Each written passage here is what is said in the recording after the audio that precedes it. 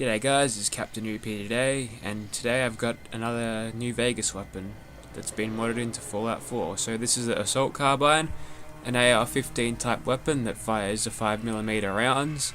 So we'll go into the modifications. Obviously we're going to be slapping on the advanced receiver here for superior damage, best damage output we can possible, which we'll probably need. Go into the mags, we'll do the large quick eject mag, there's no reason not to do that. And take the glow sights on this, or maybe just the iron sights to make it exactly like it was back in New Vegas.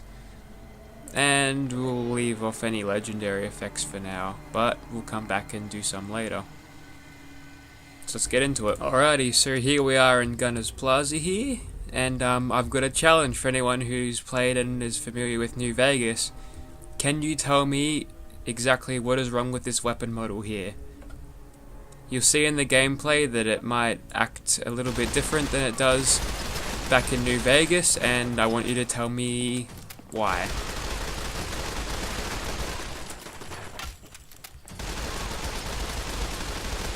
So as you can see now, this is probably in need of a good legendary effect because we're not doing as much damage as we probably should.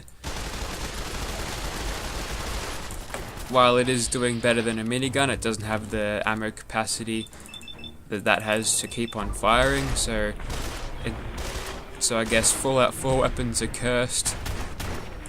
If they have 5mm rounds, it would seem. Doesn't matter if it's with a mod or in vanilla, so that's a shame, but we'll keep going.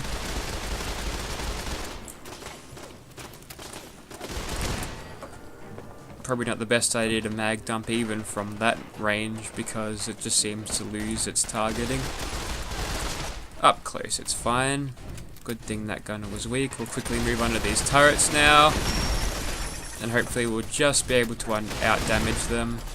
That was only a Mark III, so no explosive rounds for that one, so it's very good.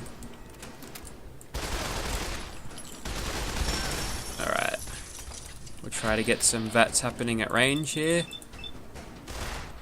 So it's doing okay. We'll crit him through the wall. Very nice. Spray him down from here. Same as this dude. He's a private. He must have been the one in the room. He's come up pretty early. Alright, while we're reloading, we'll hit her in VATs.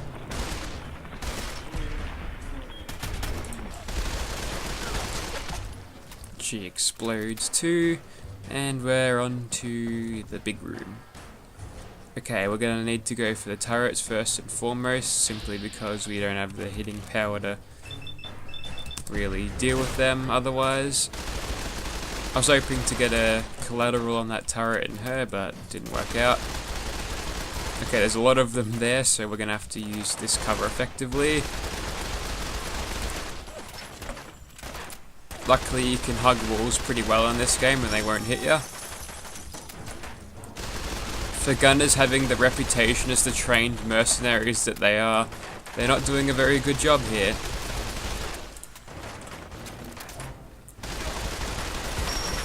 Although I guess they have to rush the training schedule because Gunner's Plaza is always being cleared out by some person.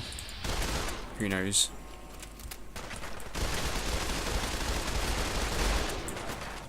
As you can see there, a full mag dump into that legendary gunner. She just was probably in a position to walk away laughing at you at this point. They have some help from the good old mysterious stranger. Looks like that gunner goes and tries to hit him. I don't think that worked out for her very well. We'll continue to mag dump her until she's dead, I suppose. Not much else we can do. Ducking behind corners. Very good. Alright. Take out this turret very quickly. Down he goes. So this weapon is shooting very fast, which means it would be very good with legendary effects such as Furious or an explosive. Maybe even two-shot might work with this weapon pretty well.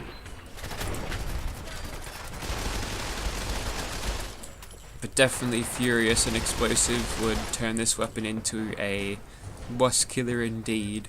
So we might very well switch on a legendary effect when we go take on Swan.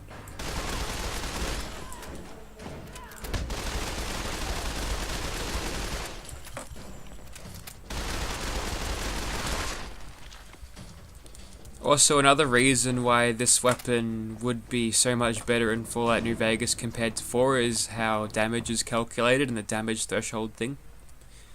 Simply because this used 5mm rounds, it was capable of beating armour, and even with the armour piercing rounds, he just threw 2 grenades, good on him. We're able to get heaps of damage on enemies that have heaps of armour on them, even Deathclaws. I remember going through Lonesome Road, I had my trusty Assault Carbine with the armour piercing rounds, and I was able to clean up those Deathclaws on the highway very, very easily. That was until my PS3 crashed at the time, so thanks Obsidian. Who am I kidding, I'm gonna blame Todd anyway. Alright. We'll wait until this turret gets bored, and then we'll push up, getting cover behind these pillars, which are very conveniently placed there, and then we'll just tank it in a DPS war, which we'll certainly win, and I shot at nothing there. I didn't remember I killed the turret before. Alright, let's go find some monsters now. Alrighty, so here's Swan once again. I'm pretty sure you're all used to seeing him around here these days. I've spruced up this weapon a little bit with the Furious effect, and I've got a little reflex sight on it just to retain a little bit more accuracy as we're firing, so the iron sight sort of got in the way, so hopefully that'll help us shoot him better. Let's get into it.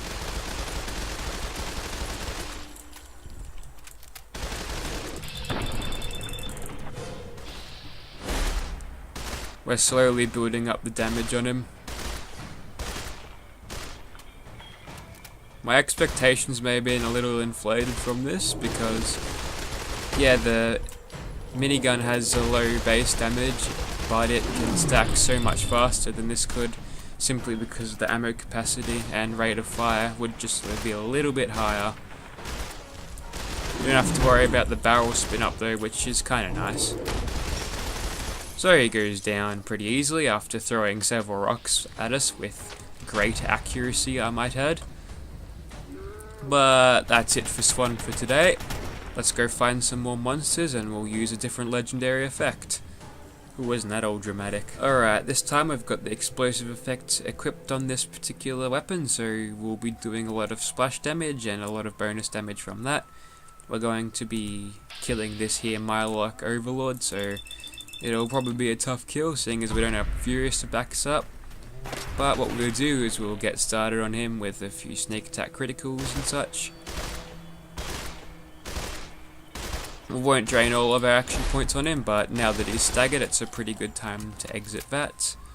Looks like we've alerted some other little Mirelurks. We'll quickly clear them so they're not a problem for us, because sometimes they do stagger you, which leaves you extremely vulnerable to this big fella over here. Now it's important for us to make sure we don't get close to him enough for him to do his little charging attack. Although for some reason he's hit us twice and we've taken 0 health points of damage, so there are no god mode cheats on right now, so obviously the what's it called? The Unstoppables magazine perk, where at its max level you get 5% chance of avoiding damage as procced there, so that's really good. We don't want him to get too close. We'll kill these lobsters while we can. Try not to shoot ourselves with the explosive bullets like we just did. No use of trying to crouch now. Looks like we can stagger him a bit if we shoot him in the head, maybe. Alright, he's staggered, we can run away. Grab a quick reload. Just a tip for all you Fallout 4 players out there, if you need to reload in a hurry and also run at the same time, switch to third person where you can actually sprint reload at the same time, as you can see there. So it's a very useful thing when you're fighting monsters such as this, because he runs very fast and you don't want to be locked to the jogging speed while reloading. Ooh, he's hit us. We're very low at the moment. Quickly reload and we'll mag dump him here. See if we get enough damage on him.